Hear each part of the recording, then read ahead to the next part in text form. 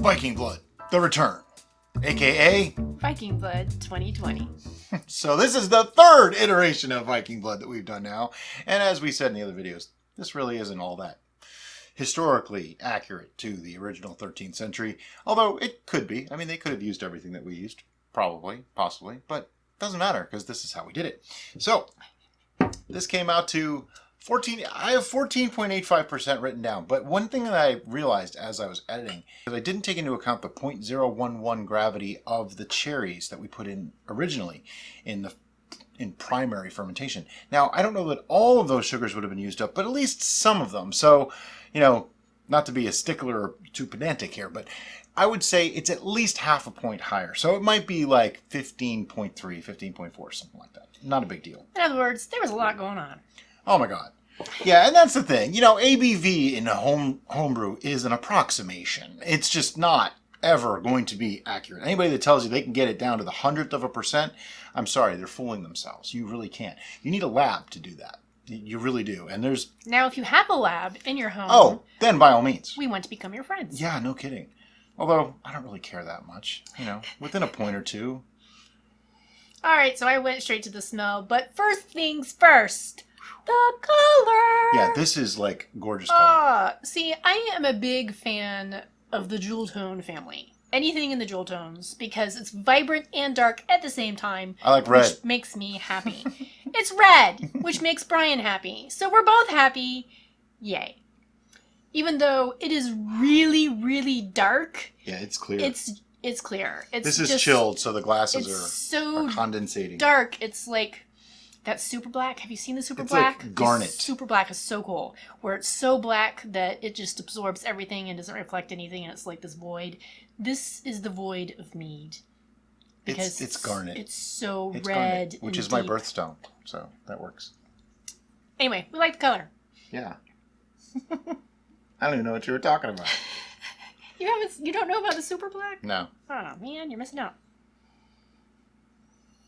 On the smell, it's cherry honey. I mean, or honey cherry, however you want to say it. It's just honeys and cherry. It's cherry honey.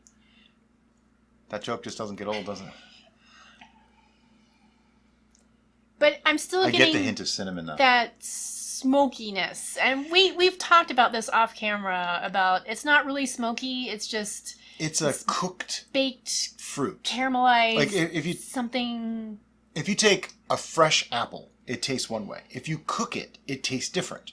Same thing with like cherries in a cherry pie. If you take just raw cherries, they taste one way. And cook them, they taste different. And that's what she's talking about with the smoked flavor. It's not only smoke, it's cooked. And I think it's actually caramelization is really what it is. I think the sugars are caramelizing. Some amount of caramelization does involve some amount of possibly burning, making a smoky flavor. So there is something to that. But in these, there's no actual caramelization occurring. It just seems so it's just reminiscent of it. Deeper than just your average cherry. Yes, absolutely. It makes for a much deeper, more complex flavor. It's like taste a grape and taste a raisin made from that grape. They taste totally different. And that's what we're talking about here.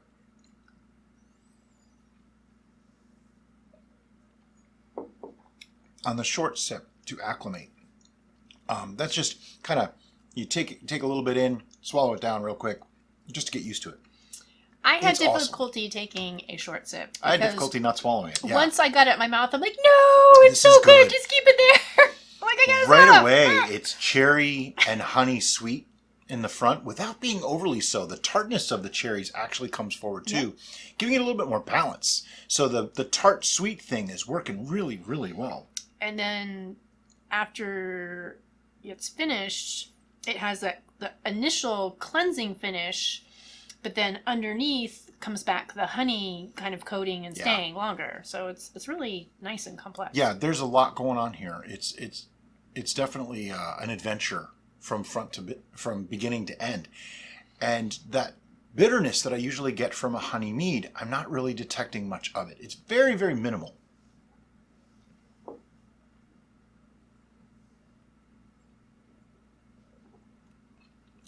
Now, in the long sip, not as sweet. Yep. It had more astringent tart. Do not breathe your mead. It's bad for you. Don't put it in your eye either. The things we learn, you know. Now, that longer sip immediately brought me into memory lane. And one of my favorite places is Savannah, Georgia.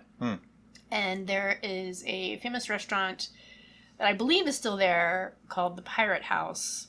And I went there as a young child and ate a copious amount of food, which I was well known for doing in my youth.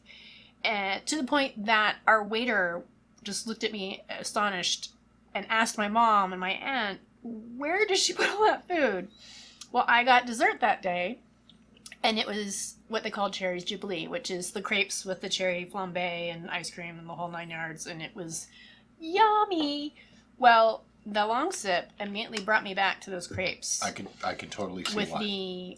the alcohol infused cherries, and then the creaminess that occurs with adding the ice cream and the crepe to that mixture. So you get a bit of the boozy punch, but not with the astringency, if that makes any sense. I think the tartness of the cherry negates any of the astringency you'd get from the alcohol. At least it is for me. For the most part, yeah. I can still taste a little bit of alcohol in this. I'm not saying it's too high, but it's on the edge of what I would consider to be the right amount. I mean, obviously some people like 17 and 18% too, but this is pushing 15 to 16%. It's on the edge. Yeah, for me. I don't get me wrong. I'm definitely still sensing the alcohol. Mm-hmm. I'm just not getting that It's not as bad. astringent part that right. I normally don't like from alcohol. I'm still very much getting a rich, I mean, like really rich, viscous cherry in the mouth. And a little bit of honey there to like accent it. They balance really, really well. A little bit of astringency from the tartness of the cherries. And I think we're describing the same thing, just using different words at this point. Yeah. There's very little unpleasantness about this. And this is not even old. This was started on September 17th of this year. And today is November 19th. So this is 8 weeks old. Yeah, for something that young, I'm not getting... There's no green. Yeah. This does not... Not even a hint of it. No. You could tell me this was bottled last year and I would believe you. Yeah, this tastes like a finely aged mead, which tells me a lot of things. It means that, A, the fermentation went really smoothly, which we know it did, and B, we had a chance to adjust it with the adjuncts that we used, meaning the extra honey, the extra cherries. I had said in the last video, maybe we didn't need the honey. Nope, it did. Because if this didn't have that little bit of extra honey in there, I think the ethanol flavor would make it a little bitter. Now, some people might like that. We go by our tastes, okay? So everything that we say is all biased to our personal tastes, Sure. which happen to be similar for most things. Yeah. So that's kind of cool. So is this a cook with, drink with food, or drink alone? I could totally use this in a Cherry Jubilee thing. Yep. I could want actually... Cherry Jubilee now. You know what? I would put this in tomato sauce. Really? Yes, I would totally put this in tomato sauce. And here's why. That sweetness Sure, if you were going for the adds sweeter adds to sauce, tomatoes. It really works. There's sometimes, we're going to divulge quickly into the cooking part of our life. All tomato sauces are not created equal, and they shouldn't be, because there's different flavor profiles you want of different tomato sauces based on the application of that said tomato sauce. So like for pizza, for example, we tend to like a more quick, fresher sauce. Because it's going to be spicy, a little bit of sweetness, a little salty. It's going to be cooked anyway because you have to bake the entire pizza. But we don't want that overly rich... Smoky is the other word I'm thinking now. Yeah, where you don't want it the all day cooked long. tomato. That's not... It's going to cook anyway. That's not really what we prefer on pizza. Now, on a pasta dish, depending on what else you're adding with it, sometimes those heavy cooked tomatoes flavors work really great, particularly with red meat. So that's when you would want to use that. And then there's times where you want to push it towards the sweeter side. And when you're going to push it towards the sweeter side, adding this, I think, would be perfect. Because I tend to put a little bit of sugar in when I want it a little sweeter. I know some people will say that's sacrilege, but it's really not. canned tomatoes, if they're cooked for a long time, tend to come out a little bit bitter, and that's what I'm trying to overcome.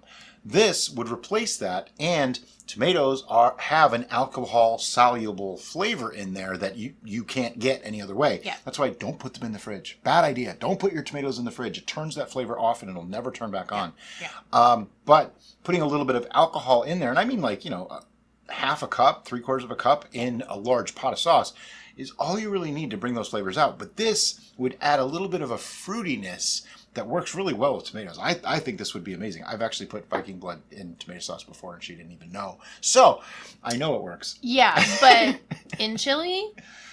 Oh, capsicum. Heads up, if you're not putting capsicum on your chili, you're doing it wrong. Yeah. Oh my God, it's the so best good. thing in chili. It's so good. This would work in chili too, though, I think. So, we can cook with this, no problem. Drinking with, oh my God, the aforementioned tomato sauces, any red meat, richer, heavier dishes like roasted porks, roasted vegetables, all that kind of stuff. This goes really nicely with them. Desserts even. You could have this with dessert. This could be an aperitif. It's not so much a cleansing. No, it's more of a coating. Yeah, it's a coating. So it works well with rich foods, things like that. If you had something really fatty and you wanted to try to counter that, I think this would work because the coating... this would accent the fat, really. Yeah, but it's not going to make you go, oh, I just got a bunch of fat in my mouth. This has enough tartness to cut through some fat. Yeah, I think so.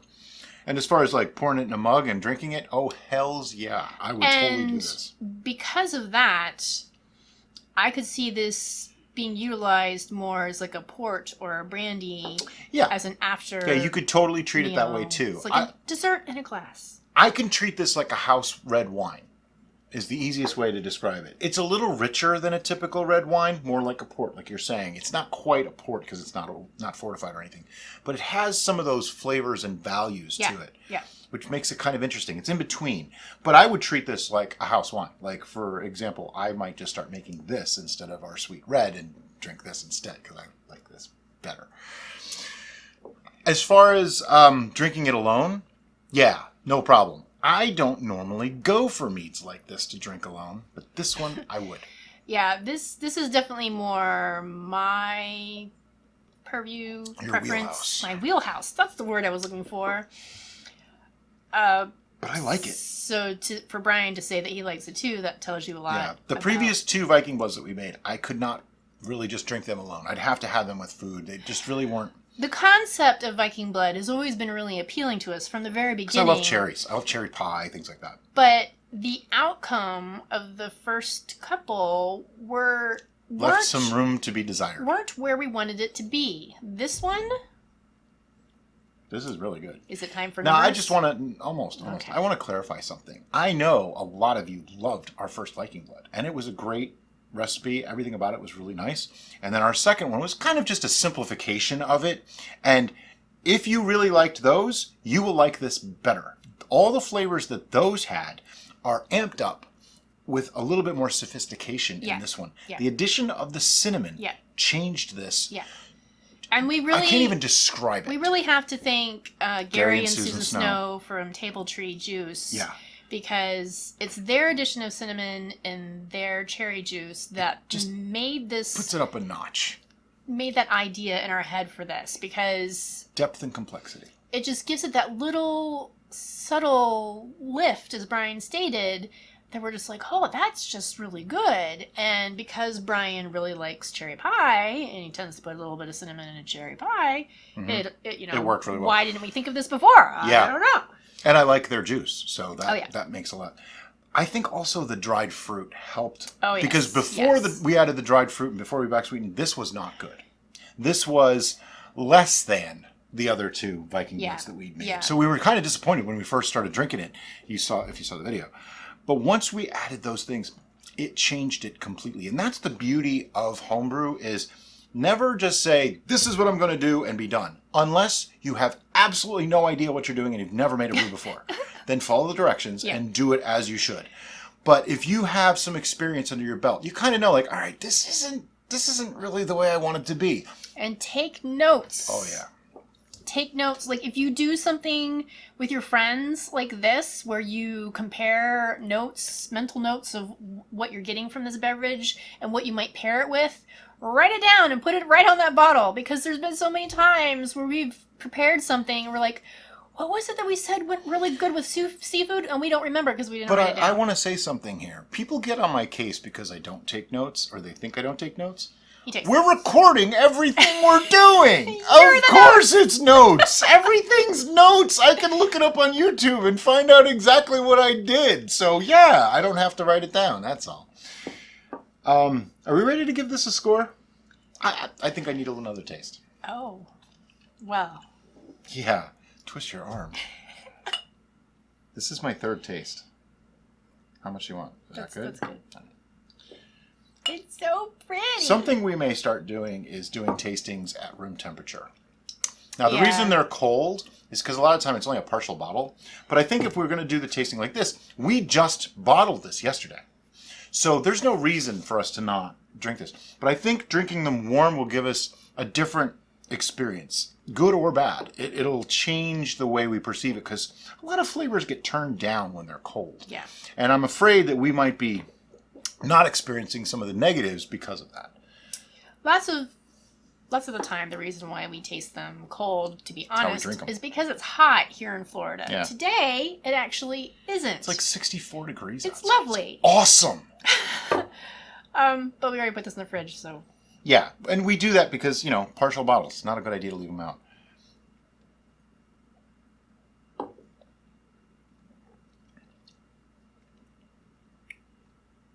At this point, what we're trying to do is determine, can this be improved? Or are there flaws that exist? Whether we can change it or not, are there flaws?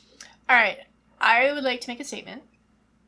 I am very happy that this is done and bottled, because I drank all the blueberry lemon pie that Two Warriors Meadery in Louisiana sent us.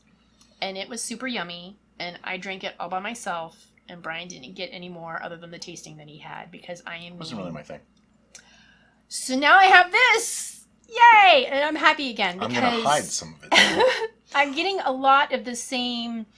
happy sensations. It's not the same flavors, but I see where you're going. Yeah. I see where you're going. It's reminiscent. It makes you think of that. Or they remind you of each other. And we've talked about comparing this to apple pie, and we've talked about comparing this cherry pie. Yeah. And we talked about comparing this to my memory of Cherry's Jubilee.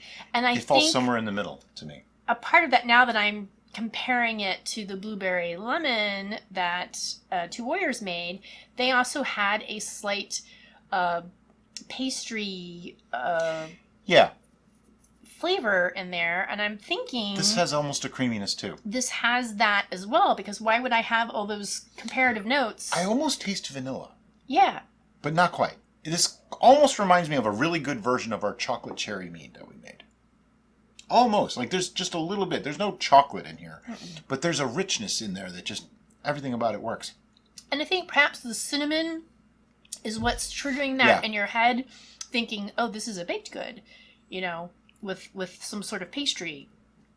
I will say this, though. It's not perfect. I am ready.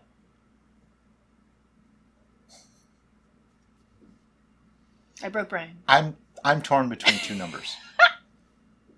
You said we could do 0.5. I know, and it's the 0.5 that I'm torn between. All right. I'm ready. 1, 2, 3, 9. 9.5. I was torn between 9 and 9.5. The reason I didn't go 9.5 is this. As good as I think this is, I actually think the cherry flavor is a little too much. It needs more honey. That's the only thing I can really... And I mean, I'm being super picky here. My super picky is that I think it is infinitesimally small, too sweet. A little bit. But I think that's where I'm going with it, too. But I can't tell which part of the too sweet... Oh, see, I think it needs more honey. Was it the sweet cherries that we put in the beginning? I'm thinking maybe they need to be lessened, or... But just it's just a little tiny bit. That's why I had to go to 9.5 because. Well, I compare this to, we just recently did the Spice Metheglin, which was a 10. Sure. Okay, and when I drink that, immediately my brain goes, "This is just good." Yeah. Period. There's no but or if. There's none of that. With this one, I just question it a little bit. It's like, okay, it's really. I mean, don't get me wrong. A 9 from me and a 9.5 from her. That is like awesome. Okay. This makes me happy, so but it's just I don't just short have of perfect. much room to question. But if I were to think about it, then I'd be like, maybe it's too sweet. And that's just it. If you even have to think about it, if you have that, because with the Spice Metheglin, there was nothing. I didn't even reconsider. I didn't second guess. This one, I had to second guess a little bit, and I think there's just. I mean, we're down to like, almost nothing, but it needs a little bit more honey character to compete with that cherry. It tastes like a cherry wine with honey rather than a cherry honey mead. Does that make sense? I mean, I'm down to semantics here, really, but...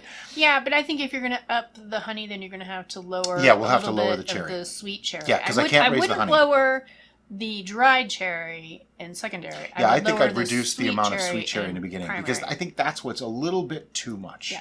But anyway, if you like this video, look up there. There's another one. You might like that one too.